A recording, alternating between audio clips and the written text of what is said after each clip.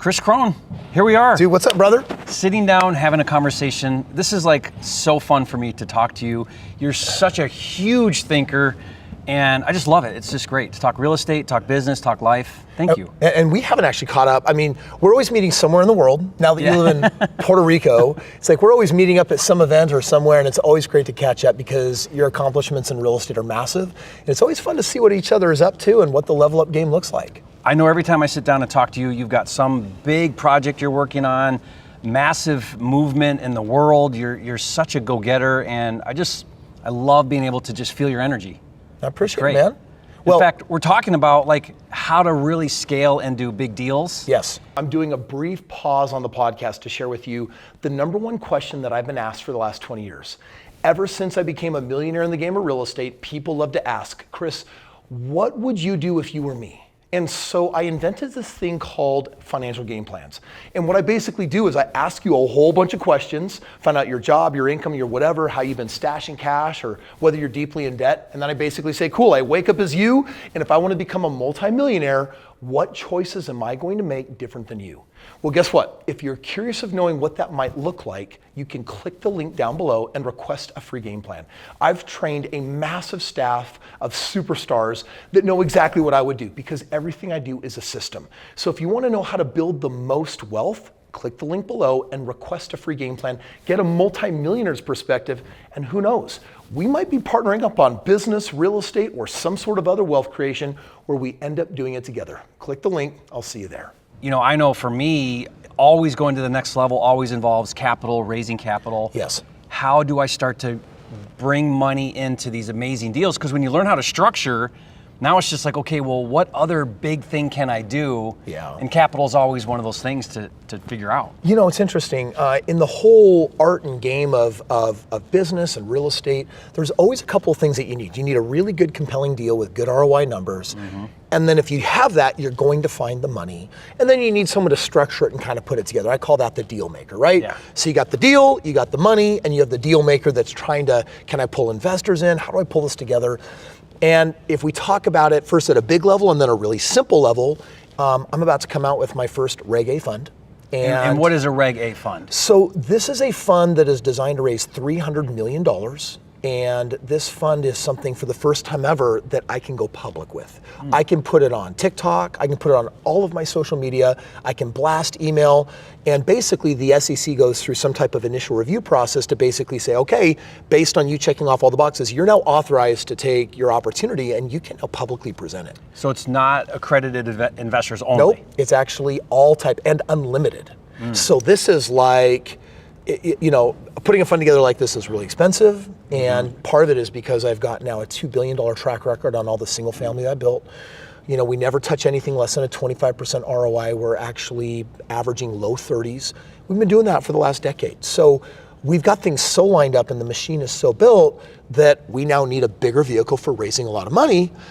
But I take it all the way back to my early days when I remember the first time I needed money for a deal.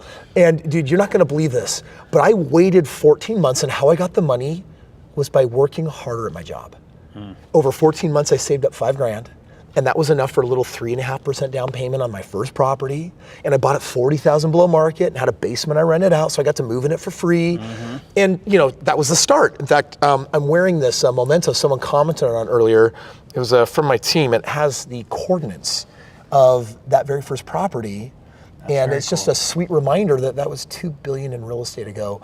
And that's your first deal. That's my first deal. Yeah. And the strategy was just work harder. And I'm like, oh, can you believe like going to any one of your students and saying, hey, how you're going to save money for your first deal is just by save for months or years, and eventually you have money. It's like, we would never get anywhere. Yeah, with a second job, right? Yeah, if you had to do it that way. Yeah. So it's interesting. I took 14 months, bought that first property. I then, a year later, because it had seasoned, I got a home equity line of credit from the bank for $20,000, used that to buy my down payment on my second house. So now you're leveraging. I'm leveraging now, and the second house came up with my down payment for my third. And then too soon, my fourth deal came up, and I'm like, oh my gosh, this is a quick flip. This is 20 grand. I need 20 grand. It's going to pay back the 20 grand and make me 20 grand. That's 100% ROI in a matter of months. this is awesome. Only problem is that none of my real estate had seasoned enough, my 3 homes, to come up with the money. So I was almost a little depressed, like I'm gonna let this deal fall by the wayside. And Because you couldn't get the financing. couldn't get the financing. And I was all, this is a principle that a lot of people don't understand. When you try to do everything yourself, you'll always be at your most limited. You're your own bottleneck. Yeah, you're on your own bottleneck. So the only way that you can bust through and get some throughput is by figuring out a different strategy for expansion and leverage. That ended up being my father-in-law, which by the way is really ironic because when my father-in-law watched me buy my first house, I'm pretty sure he was thinking, this kid's a nincompoop. He just basically dropped out of college. Yeah, he's like, what's he doing? Like he's declared that he doesn't have a major in college. My daughter's gonna be moving in soon. Yes. Then, I bought my second house, and he's like, "Are you guys getting a divorce?" Yeah. He didn't understand investing. He was like, "Why do you need 2 houses?" Bought my third house, wrote me off as crazy. But then, right when I was about to turn down this 4th deal, he calls me up out of the blue and basically says, "Hey, tell me about what you're doing." And I gave him my numbers. He calculated the ROI. He's like, "Oh my gosh, this kid is doing something here." He ended up giving me the money for the 4th deal. We turned it, we flipped it, we each made 50%. I made infinite return on 100% of his money. He made a 50% return on his money. Let me break that down one more time. He put up all the money. I only put in a couple hours of work. And when the 20,000 of profit came in, I gave him half, 10 grand. So if you were to calculate, he made a 50% return, but if you calculate how long his money was out, he made well over 100%. Yeah. I also made 10 grand, but I put up no money in 2 hours. So Infinite return. Infinite return, and my ROI must have been worth $5,000 an hour. I'd never earned $5,000 an hour at that time of my life, and that's Jerry, what opened me up to this world of, I should find partners, father-in-laws, and I did. And to this day, like 20 years later, I have people all over the world watching my social media. And they basically say, I got some money, Krohn got some deals, I'll be the deal maker. And I put the two together. They're now earning superior ROIs that compound into, a single house over 20 years with my ROIs on paper can produce $17 million. So for someone that doesn't have a strategy and doesn't want to put in the work, doesn't have retirement, it's a great strategy. Yeah, and you know what's great about that, Kris, is like your father-in-law, and my story is very similar where when I first started raising money, I gave away half the profit. Hey, give me the money, I'll give you half the profit. It's a great way to start getting money for deals. And when I first started doing that, I remember having this conversation and someone said, man, you're giving up half the profit. You're doing all the work, you found the deal, you managed the deal, you're giving up half the profit. And my attitude was, I can sit at home and not do deals because I don't have the money. Yes. Or I can give away half the profit and now I'm doing deals. Is that still what you're doing like today, or are you doing more hard money? So I leverage both debt and equity, yes, right? Because if I can get debt and it's cheap, I'm going to leverage that all day long. Yes. Right. So I'm never not raising money because there's always cheaper money to get. Yes. But there's a place for it. There's a certain place for equity. When I say equity, meaning the money lender wants a piece of the profit. They want to see some of the gain, and maybe a quasi. Maybe there's a little bit of an interest they're getting and some equity. Yep. There's no right or wrong, but the point is just, are you talking to the right people? Are you getting people that are on the sidelines with cash, that want to put that cash to work, but they don't want to be an operator? Yep. But they want their money earning money, so they can come into like your Reg A. Well, and what's the lowest amount someone could come in on that? $3 grand. $3 grand. Someone can start earning a return on their money. I've looked at some of my competitors out there, and I'm trying to beat them everywhere across the board. That's it, $3,000, and you can get in Kris Krohn's world. Yes. Are you kidding me? That's cool. That's really cool. So you also brought up another word, though, that I think is important to make sure that everyone understands, which is debt. So you talk about equity versus debt financing, and debt basically means, hey, let me give you money, and I want interest on it, and I want it back. And I did some deals in the beginning where that kind of scared me. Yeah. Because it was like, whether I perform or not, I have to do this. So giving up half is a lot to give up, but it also means, hey, if the deal takes longer, we're in it together. Yeah. And I've had a lot of people tell me I should graduate out of that, but honestly, my purpose in life is to make other people wealthy too. So equity's worked well for you. Yeah, making everyone a 50-50 partner. They have this saying, pigs get fat, hogs get slaughtered. Yeah. So I don't want to be a hog. I'm just happy sharing. And the model works, and the hardest thing we had to figure out was how to scale single family, because at some point when you're dealing with millions of dollars and then tens of millions and hundreds of millions, it's like, dude, that is a lot of single family homes. It would be a lot easier if we just bought a 100-door complex, a single deal, that you can take out with a lot of money. Is that what you're doing with your fund? It's not. So really, one of the things that I learned from John Lee Dumas, Entrepreneurs on Fire, he says you have to niche down. He says, if you want to own a part of this world, you have to go where no one is. So you go niche, niche, niche, and you go into the tiniest niche, and I'm like, well, what niche could I go and do? No one wants to scale single family. No one, maybe at a REIT level, where your investors get little pieces. They're not really getting in on the big ROIs that I'm gaming. And so I've created a space for myself. This is just a space that no one wants to operate in. Closest someone could maybe compare me to is someone. You mean scaling single family on a massive level, like these big multifamilies? Like buying homes every single day that are individually underwritten, as opposed to rather than going apartment. Yeah, where you could buy 100 doors or 500 doors and take it down in a single deal. So you're gonna continue to dominate the single family market. And I'll tell you why. I've got some friends out there that are crushing it on Melty. Yeah. But they can't get the ROIs to touch mine. And so it's just like, hey, I think too often in the game of real estate and business, we get caught up on strategies, which is, oh, I'm really into this one strategy. I did it myself. I said out of 30 strategies in real estate, lease option is the best. We could have argued it was flipping. Someone could have argued it was wholesaling, or maybe it was just straight rentals. But come on, really? Like, why this? And I think it's important at some point to lean in and have a smart strategy, because honestly, some are easier than others. Some make more money than others. Some have more risk than others. They should be evaluated. But you should ask yourself, what is the real end goal at the end of the day that you really want? It's ROI. Yeah. And so for me, I diversify ROIs. I need to make some investments where I'm earning a single digit ROI. I need some investments that are producing a double digit. That's my real estate. I have some earning me triple digit, which is owning pieces of other people's businesses that have huge asymmetric upside. I have quadruple digit ROIs where I own businesses that are cash cows. And then I also have infinite ROIs where I'm taking other people's money and turning it into more money.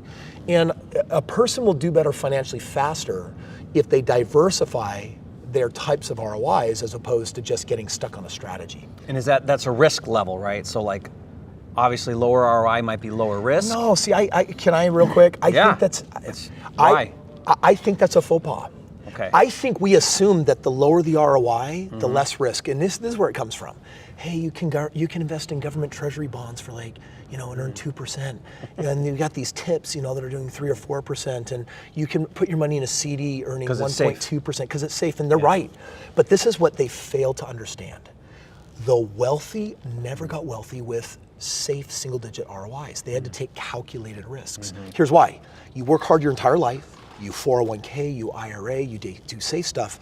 And then you have only 10% of what you need at retirement. Why? Because you were safe. Yeah. Here's the way it really works. Wealthy people own businesses, they own real estate, they do things that grow real big, real fast. Most wealthy people I knew did it in 5 years or less. And then what do? Now that they have their wealth from a concentrated source, now they need to put it into a safe place that produces a predictable cash flow. Dude, if you have $100 million, if you have $10 million, go ahead, put that in an annuity at 3% and you'll be thrilled with what that kicks off and you can live off of that. But you can't get wealthy doing that. So what everyone ends up doing are the strategies for what you should do after you have wealth. You'll never get wealthy with it. So I always tell people the biggest risk that you take is by doing all the safe things that are guaranteed to fail you. Well, and you'll never lose your money. It'll never turn into what you need. Yeah. And what's fascinating about that, the wealthy, they compound, right? So like, I look at some of my double and triple digit earnings. Yes.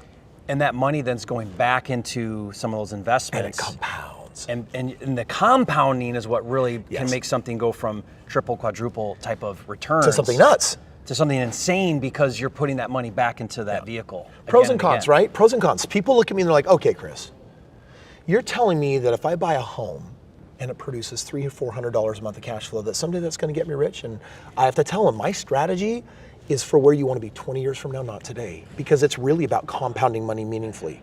So if I'm averaging, let's call it a 34% ROI, then that means that according to the rule of 72, my money doubles every 2 years. Yeah. Well, if you do a doubling effect every 2 years, after 20 years, 50 grand that you started with a 20% down payment on a home, now is worth over $17 million. Why?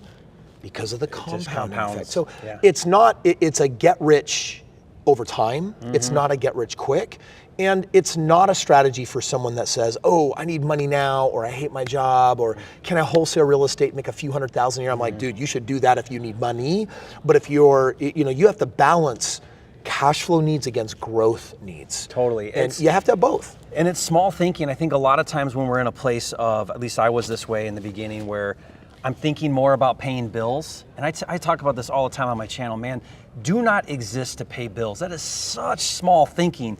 There's so much bigger things to do in life than pay bills. Yes. Live to pay bills. Yes. Freaking get your bills paid and then Yes. start thinking about wealth. Yes. And thinking about wealth, like I think what you're saying here is thinking about wealth happens right now, the things you do right now, not someday when, if Yes. all the stars align, that'll be a conversation I have. No, that's the conversation you have right now. Well, and someday is always tomorrow thinking. It's always tomorrow. And anything you can put off for one day is something you can put off till you die. And that's what happens. So I tell people every day you need to make a decision that makes you financially in your active income stronger. Every day you should make a decision that makes your passive income stronger. Every day you should make a decision that allows you to reclaim time because you're paying other people to do the more menial tasks that you're not passionate about. And then every day you should make a choice that allows your philanthropy to grow. What is the give back? Because at the end of your life, what are you really going to care about? I think we're going to care most about the contribution that we made in the world, not the money we made for us. Yeah. It's the money and the resources that we put to helping other people. And it is a measurement. I mean, you told me that you've got a goal to reach billionaire with a B. Yes. So now I'm looking at you making decisions today Yes. that align with that. Yes. And that's the thing, right? So you're not doing this to pay your bills. You're doing this because you've got a vision and a dream way up here. Yeah. But it's dictating the decisions you make today that are going to allow you to get there. And the reality is money is a game. And if you learn all the rules, it's like if someone got my new book, Have It All, it would tell them where do you go for double-digit ROIs and where do you go for quadruple-digit. Mm-hmm. So if you just model the strategies that produce the different ROIs and also calculate risk into that. For example, when I go for triple digits, I plan on losing 70 to 80% of the time. But if I win 20% of the time on a 100x return or a 50x return or a 10x return, it washes out all my losses. So it's not putting all my eggs in one basket and saying, oh, there's a strategy where you almost can't lose. Yeah. And that's what I love about, the hardest part about making money in the beginning is your first deal. Because if you screw that up, you could lose everything. Yeah. But it hurts more. Yeah, it hurts more. But the moment you get more going for you, the moment you get more money, you got to get into more diversification plan. Totally. At the end of the year, I look at it and I say that I win more than I lost, and hopefully those wins are really big and those losses are not so big. But that's really it. You can't bat 1,000%. Yeah. So that's all of it.